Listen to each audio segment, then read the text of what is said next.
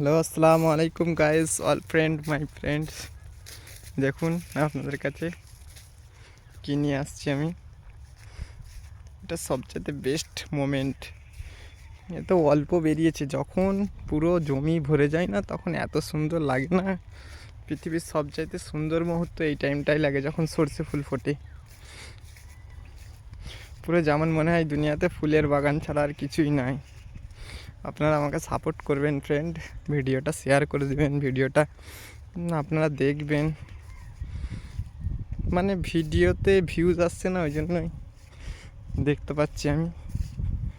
মৌমাছির গুনগুন আর কত সুন্দর, মানে এই মুহূর্তটা দেখার জন্য গ্রামের লোকেরা পাগল হয়ে থাকে। চাষিদের খুশি। আওয়াজ শুনতে পাচ্ছেন?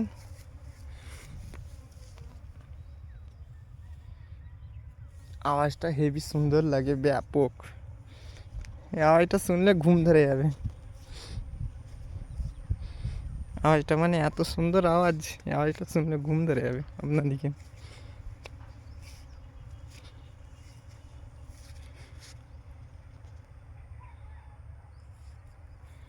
পুরো এটা আমাদের গ্রাম্য এলাকা, গ্রাম থেকে থাকি আমরা গ্রামে। সুইট মুহূর্ত, এই মুহূর্তটা খুব সুন্দর লাগে একদম। মানে দুনিয়াতে এর চাইতে বড় খুশি আর কিছুই নাই, যখন দাঁড়িয়ে থাকি।